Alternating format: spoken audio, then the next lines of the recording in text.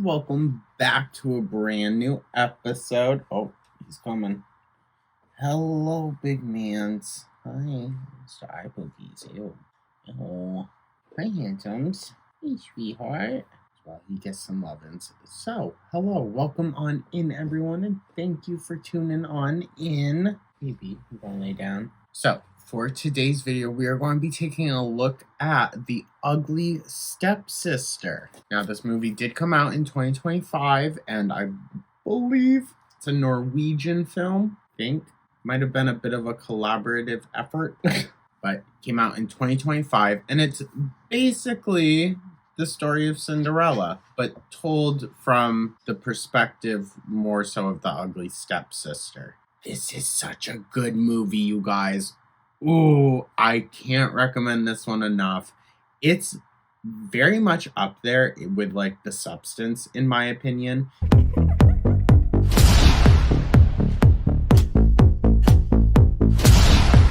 It's so good. And I don't see this movie getting necessarily enough buzz.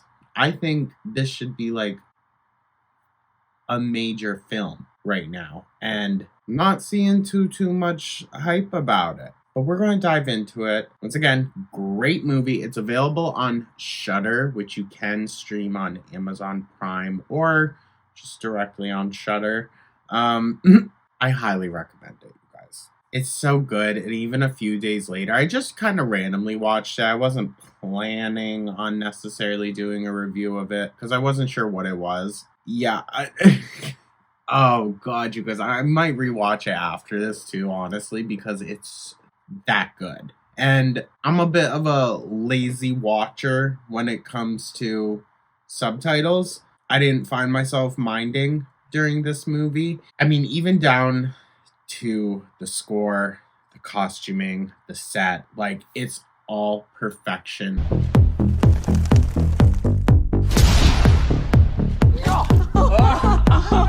But it also has that dark, like, Northern European kind of vibe to it, if that makes sense. So, yeah, we're just going to dive right into it. It was directed and the screenplay was written by Emily Blichfeld, and it was distributed by Scanbox Entertainment. Like I said, you can find it on Shudder. Box office, it grossed. Now, I was very intrigued. They have such a specific number for it. $884,874. Okay.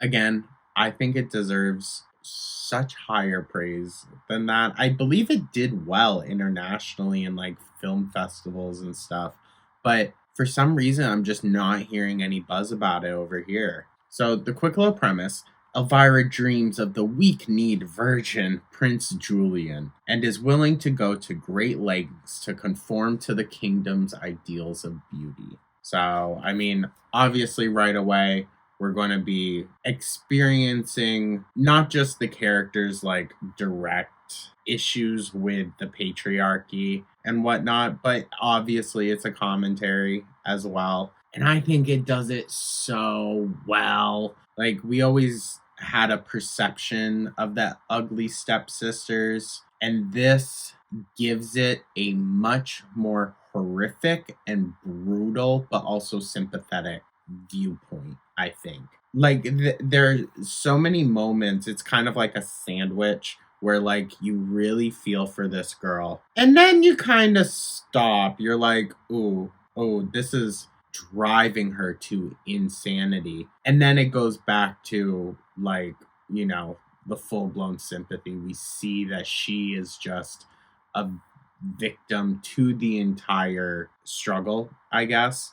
Again, whereas in the middle there, she kind of becomes like a perpetrator of it, and her mother acts in that same way as well. But I think the two characters of the mom and the stepsister, they diverge at kind of like a crucial moment. I'm kind of getting ahead of myself, but it's such a incredible look at a very complex issue. I just find it fascinating. Plus, like, the visual style of it, you would not expect mix that with like the very modern soundtrack of it. It's so good, you guys. It's so good. In the little fantasy scenes, I found myself just like falling in love with the characters and this world that was set up, and the world that was set up inside of Elvira's head also. Like I'm definitely going to rewatch it. It's so good.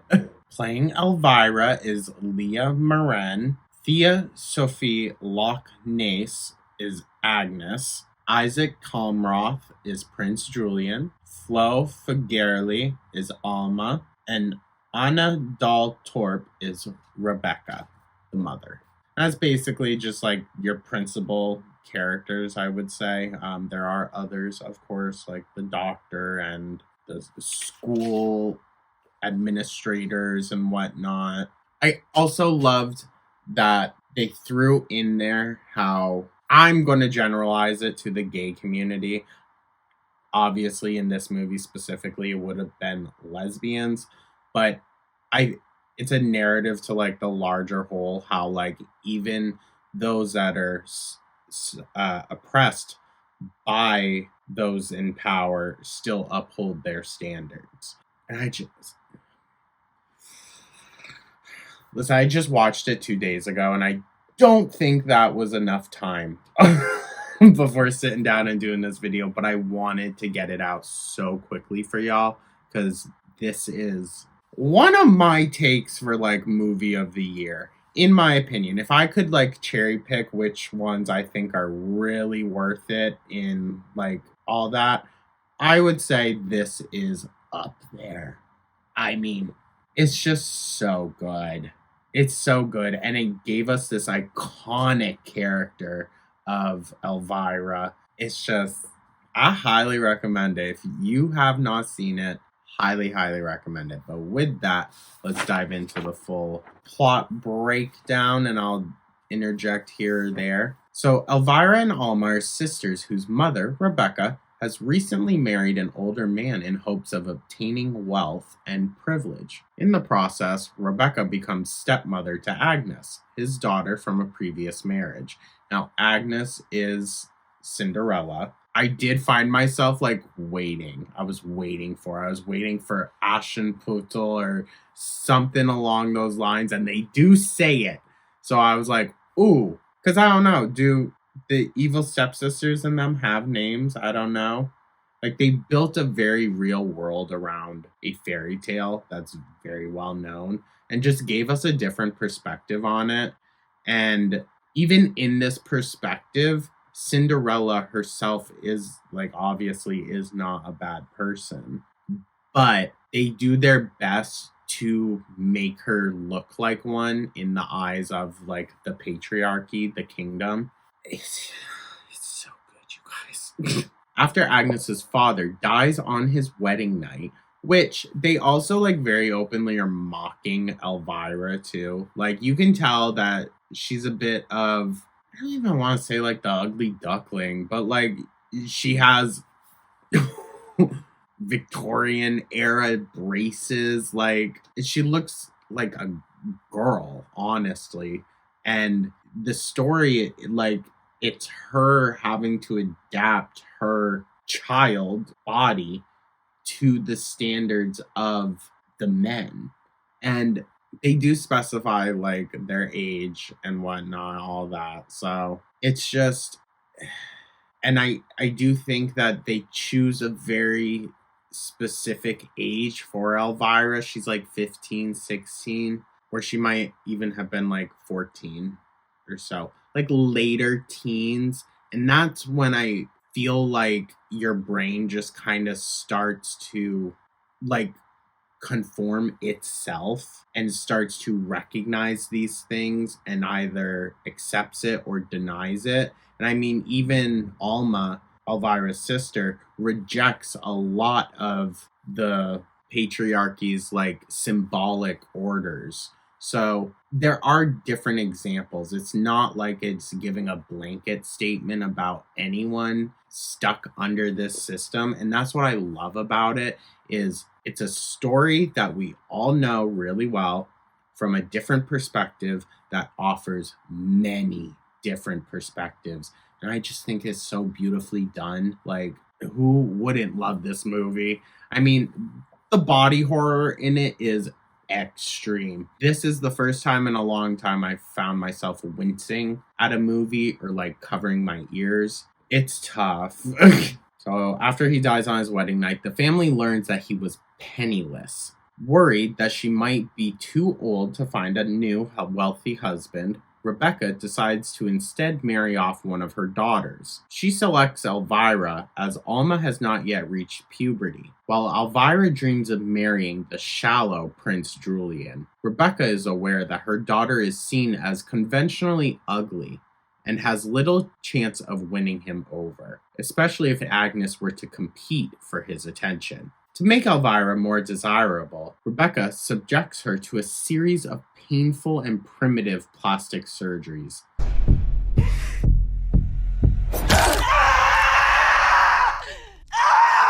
And she swallows a tapeworm to lose weight. Now, what they start with, they take off her braces and they break her nose, like in multiple spots, and she has to wear that mask that reshapes it. It goes much more into it. He even talks about giving her breast implants at one point, and not even putting her under either. This is all done with either no pain medication or anesthesia, or at the very least, when he sews in her fucking eyelash extensions, he puts a line of coke on her,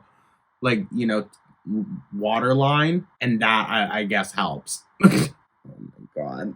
But yeah, then she is also given a little pill egg that has a tapeworm in it. Elvira is also made to take finishing lessons, which causes her initial admiration for Agnes to turn to resentment, as she feels that Agnes did not have to work for her looks or talent. And she's also publicly humiliated as well, which just makes Elvira want to work harder, want to succeed more. But that also is what we can visually see is chipping away at her mental health. One night, Elvira discovers Agnes having sex with Isaac, a stableman, and reports it to Rebecca. Disgusted, Rebecca makes Agnes a servant, and the family starts calling her Cinderella. Now, Cinderella comes from Aschenputtel, which is she was cleaning the fireplace, the cinders from the fireplace, cleaning those out. That's what it's supposed to be. I remember that from my German classes.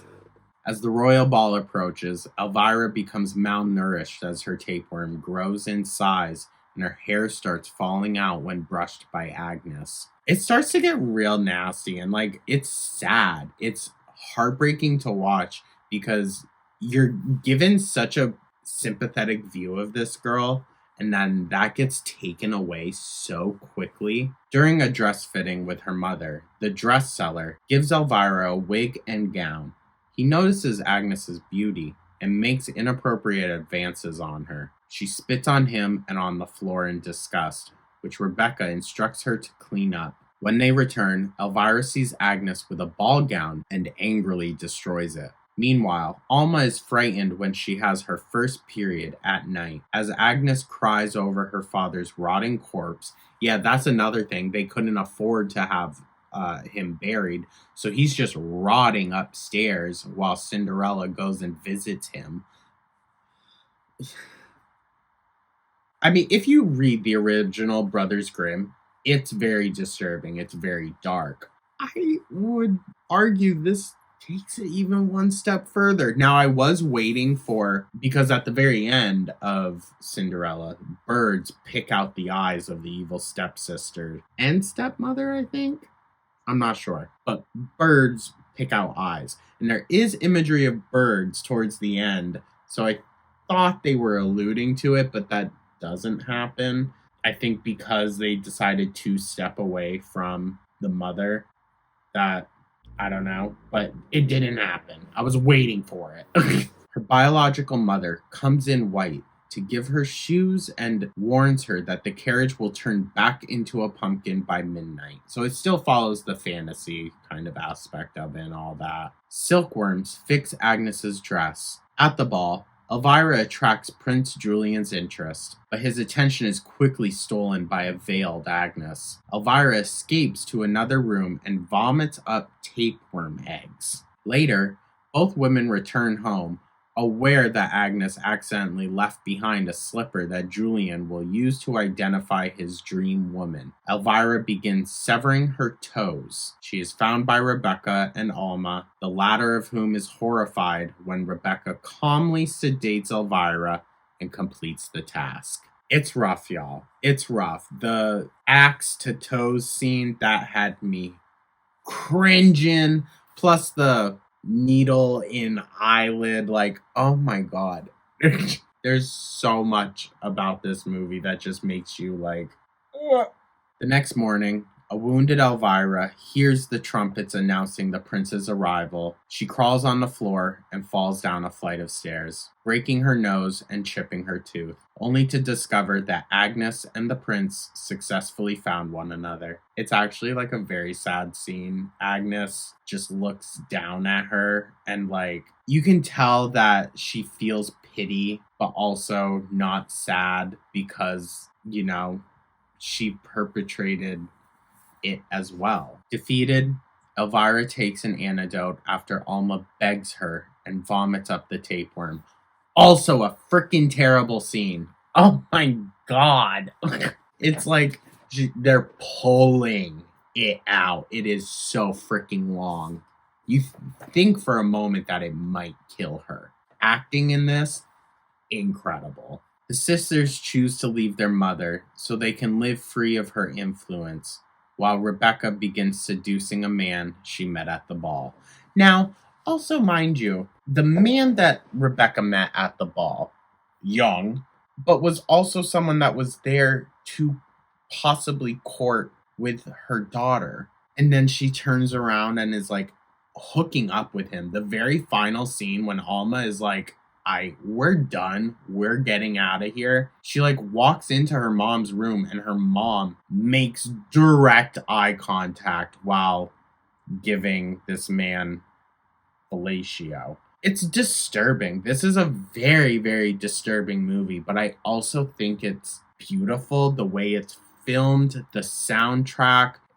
Like I said, the fantasy scenes, it's so good, you guys. It's so good. And I do think, like, honestly, I would kind of love to see more Brothers Grimm movies reimagined in a creative, doable way. I mean, I know Hansel and Gretel, or Gretel and Hansel, that was a good movie. I do recommend that one. But we need more.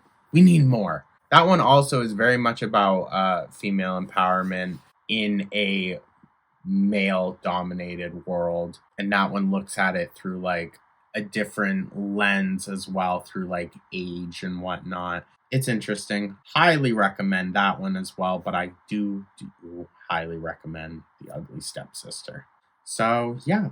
Let me know your thoughts, guys. If you've seen it, let me know what you thought. And if you haven't, check it out and let me know. Because I feel like, yeah, it's just an incredible movie that kind of came out of nowhere. And I just want to see it get a lot more recognition, at least over here in the States. So, yeah, let me know your thoughts, y'all. Also, I do apologize.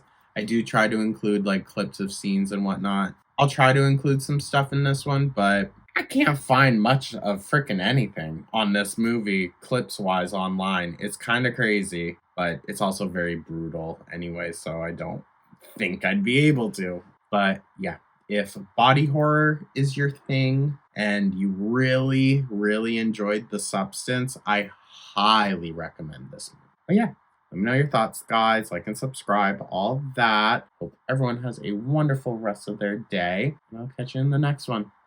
Take care.